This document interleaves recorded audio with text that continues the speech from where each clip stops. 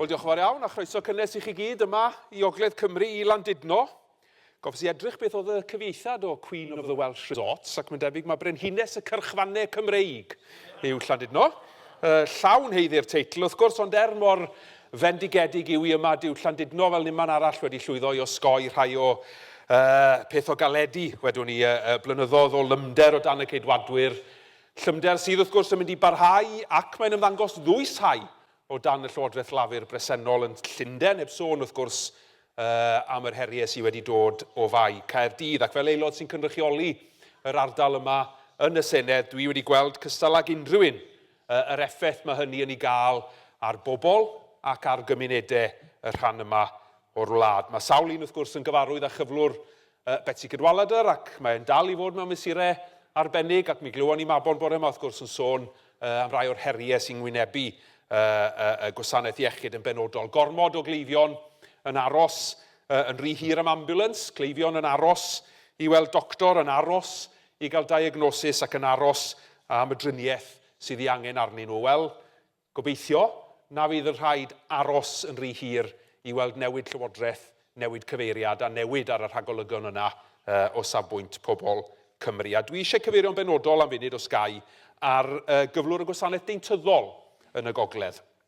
Yn barod lenni, mae yna 7 deintyddfa yn y Gogledd wedi rhoi, neu wedi cyhoeddi beth bynnag y byddan nhw'n rhoi cytundeb NHS yn ôl a mynd yn breifat. Nawr, mae hynny'n golygu bod yna filoedd lawer yn llythrenol, miloedd lawer o gleifion yn mynd i golli mynediad at wasanaethau deintyddol, oherwydd mae bron yn amhosib ffindio deintydd NHS arall yn y Gogledd, a wrth gwrs mae nifer heleth yn methu fforddio talu am wasanaeth preifat. Nawr, mae'r llafur yn gwrthod cydnabod pa mor ddybryd yw'r broblem yna. A mae hynny yn halen ar y bryw i etholwyr yn Umbych, yn Llandrillo'n Rhos, ym Mae Colwyn, yn y Fali, yn Sir Fôn, yng Nghoed Poeth, ym Mwcle, ac yma fan hyn yn Llandudno. Bob un ohonyn nhw wedi colli surgery ddeintyddol i'r sector breifat yn y misoedd diwetha. Mae rhai o'r straeon dwi'n clywed fel canlyniad i hynny yn frawychus a dweud y lleia. Fel yr etholwr, oedd mewn gymaint o boen, ond oedd yn methu fforddio talu am driniaeth yn y sector breifat, dynodd i ddant i hun ac a fi oedd bron am marw o sepsis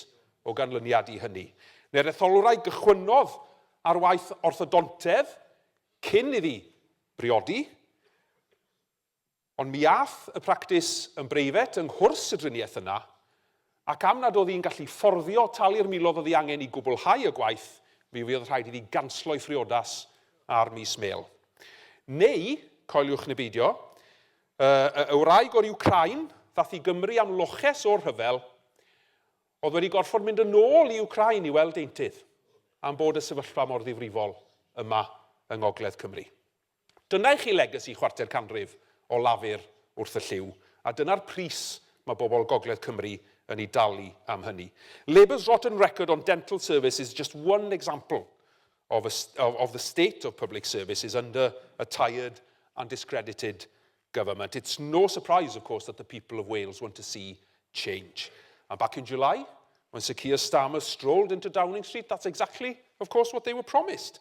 With Labour now running both the Welsh government and the UK government, gone were the days of Wales being an afterthought on UK policy decisions. Baroness Eluned Morgan promised a partnership in power, meaning that Wales wouldn't only have the ear of the UK government, but an open door to work together to repair the damage of Tory austerity. Well, less than a year later, that promise lies in tatters, doesn't it? Not only did Labour in Wales fail to stop their London colleagues from cutting the winter fuel allowance, a decision, as we know, that has left so many of our most vulnerable pensioners shivering in their homes, they also let them break their promise to 1950s women. Now, in opposition, Labour MPs and MSs were queuing up to criticise the nasty Tories for betraying a whole generation. But once in power at Westminster, Labour in Wales just turned the other way. And as we see, they've abandoned those families struggling due to the 2-child benefit cap, a pernicious policy that punishes children for being poor. But despite the failure of London and Westminster to scrap that policy, again, Labour in Wales just turns the other way. And we also see Labour withdrawing international aid, a decision that, of course, will lead to more conflict, more suffering, more starvation around the world, and, of course, as they try to outdo the Tories on cuts to welfare, taking away that safety net that so many people who are ill or disabled depend upon to get by. Labour in Wales, well, they turn the other way. You know, the lady might not have been for turning, but the Baroness turns whichever way Sir Keir Starmer tells her to. And even Welsh Government policy is now beholden to the Tory whip. Well, that could well be true, to the Labour whip in London. It's very different. It's very difficult to tell the difference. But forgotten is the previous insistence from the Welsh Government that Wales receives the £4 billion that we all know we're owed as a consequence of HS2 money that, again, as we all know, would transform public services here in Wales. For years, we listened to Labour MS after Labour MS backing Plaid Cymru's demands for Wales to be treated equally with Scotland and the north of Ireland. But now, of course, since, well, precisely the 4th of July last year, those same MSs are queuing up to make excuses and to explain to us exactly why that isn't money that actually is Wales's after all. But last week, we put them to the test.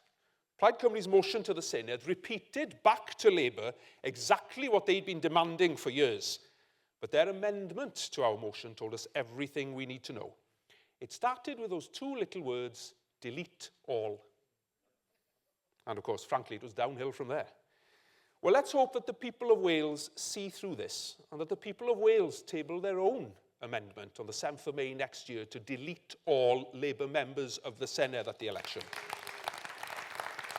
Because what's become patently clear is that far from being in a partnership of power, Labour in Wales is a partner on a puppet string, dancing to London's tune at every opportunity. Even when Labour in Wales asks Labour in Westminster to implement Welsh Labour policy, Labour says no. I mean, you can't make it up. Plaid Cymru's debate on HS2 last week gave the Welsh Government a simple choice. Are they true to their word about standing up for Wales? Remember that election slogan they had back in the day?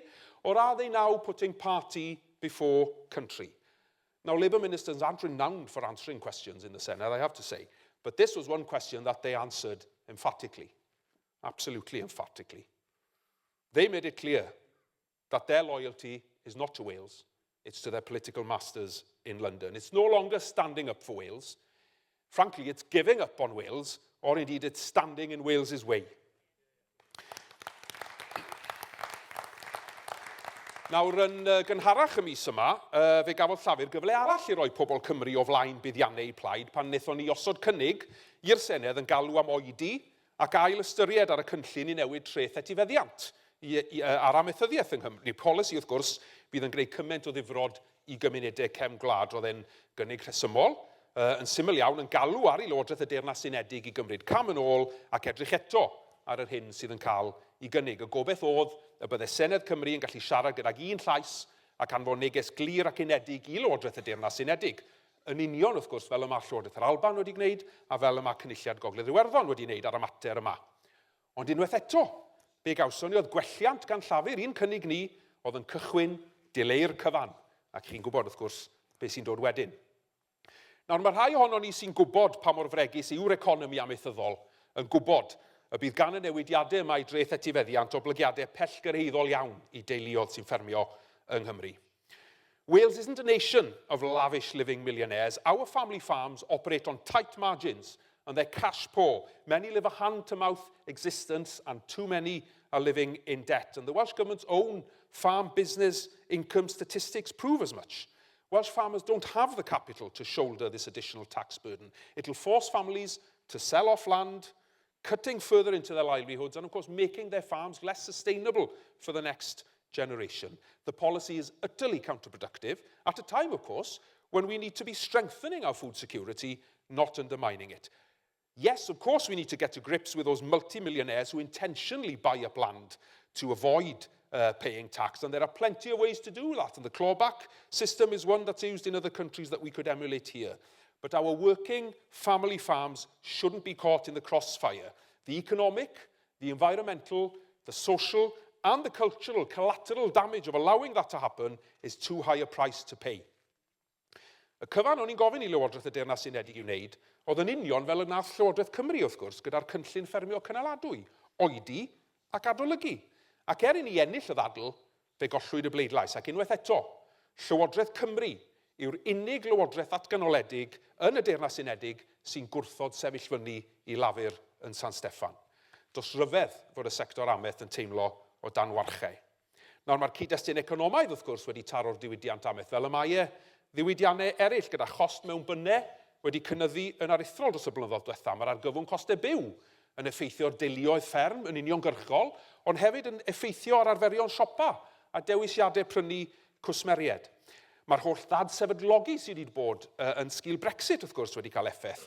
Y gwaith papur ychwanegol a'r biwrocratiaeth ychwanegol wrth allforio ar un llaw, ac wrth gwrs y cytundebau masnach newydd yma. Ni wedi gweld ffigurau brawchus yn ddiweddar a fewnforion o Australia a Zeeland Newydd yn agor y drws i fewnforion rhad o ansawdd is yn aml iawn sy'n tanseilio'r farchnad domestig.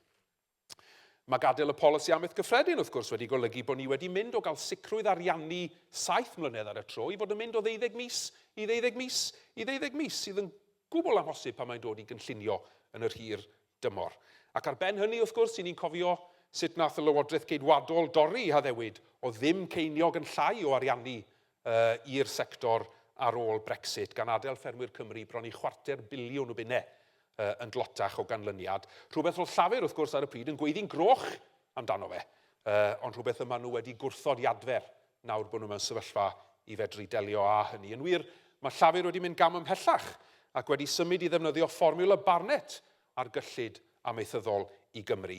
A mae hynny wrth gwrs yn mynd i leihau y cyllid sydd ar gael i ni dros y blynyddoedd i ddod. Petai gan Lywodraeth Cymru a Llywodraeth San Steffan bartneriaeth mewn pŵer go iawn, o fysa hynny ddim wedi digwydd. Ond nawr, wrth gwrs, mae hyd yn oed Luned Morgan yn cyfaddau ac yn cydnabod i bod ni'n poeni am y sefyllfa, a mae hi a Llywodraeth yn gorfod gwrthweithio'r difrod y mae Llywodraeth i plaid nhw yn ei achosi. Os fi oedd y diwydiant amaeth yng Nghymru, angen Llywodraeth ar ei hochr i erioed, wel nawr yw'r adeg am hynny. Ac fel ysgrifennydd cysgodol materion gwledig Plaid Cymru yna, dyna dwi yn ymrwymo i fod. Fel dwi wedi gwneud dros y blynyddoedd diwethaf, ac yn wir allwn ni fod yn falch o'r hyn i ni wedi gyflawni fel gwrthblaid, ac fel plaid sy'n barod i fod yn adeiladol, sy'n barod i gydweithio lle mae hynny'n dwy'n ffrwyth. Ond dychmygwch cymaint yn fwy byddwn ni'n gallu wneud petai ni mewn llywodraeth. A gwneud hynny bob tro, wrth gwrs, mwyn amddiffyn y fferm deuluol a chreu'r amodau fydd yn caniatáu iddi ffynnu. Yn economaidd, mae'r fferm deuluol yn cynnal swyddi a bywoliaethau yn rhai o'n cymunedau mwyaf ymylol ni. Ac chi wedi clywed y ffigwr, dwi'n siŵr, am bob pint sy'n mynd fewn i'r diwydiant, mae e'n creu 9 pint yn ychwanegol o fewn yr economi leol. Ond, a dwi wedi bod yn sôn am sut mae arian wedi cael ei dorri, tynnwch chi bint allan, i chi'n tynnu 9 pint allan gydag e. Nawr yn allweddol yn gymdeithasol hefyd, yn diwy, ni'n gwybod hynny, yn cadw pobl yng nghefn gwlad, yn cynnal hyfywedd cymunedau, ac mae hynny wedyn, wrth gwrs, yn gongolfaen ddiwylliannol a ieithyddol. I ni'n gwybod sut mae ffermydd yn rhan ganolog o gynnal yr iaith Gymraeg. Mae 43% o ffermwyr Cymru yn siarad Cymraeg, a mae hynny i'w gymaru ag 19% o'r boblogaeth gyffredinol. Felly os ych chi'n tanseilio un o beioedd cryfa yr iaith Gymraeg, i chi wrth gwrs yn tanseilio hyfywedd yr iaith ac unrhyw obeth i gyrraedd y targed yma o filiwn o siaradwyr Cymraeg erbyn 2050. Ac hyd yn oed yn amgylcheddol, ffermwyr Cymru sydd ar y ffas lo pan mae'n dod i daclo newid hinsawdd ac adfer colli natur. Ffermwyr sydd yn mynd i ddilifro'r cynllun ffermio cynaladwy fel y gwnaethon nhw gyda chynlluniau agri amgylcheddol dros y blynyddoedd. Nhw hefyd, wrth gwrs, sydd ar cyfle gorau i wireddu llawer o uchelgais yn ei adnewyddadwy Cymru hefyd. A thra bod heriau amlwg yn dal i fod, os neb yn gwadu hynny, a gyda sawl un yn pwyntio bus at y sector fel rhan o'r broblem, dwi eisiau symud oddi wrth y naratif negyddol yna, oherwydd mae amweithwyr yng Nghymru yn rhan fawr o'r ateb i nifer o'r heriau sy'n ymwynebu ni heddiw. A dwi am sicrhau bod nhw'n cael y cyfle i chwarae rhan llawn yn y gwaith o fynd i'r afel a'r heriau hynny. Edrychwch ar y sector fwyd yn benodol. Mae'n stori newyddion da i ni yng Nghymru ar un olwg yn diwy. Mae'r gadwyn gyflenwi bwyd a diod yng Nghymru yn cynrychioli bron i 250,000 o swyddi, 17% o'r holl swyddi yn economi Cymru. It makes a huge contribution. But at the same time, of course, we know that climate change and extreme weather is going to increasingly disrupt food supply in the coming years.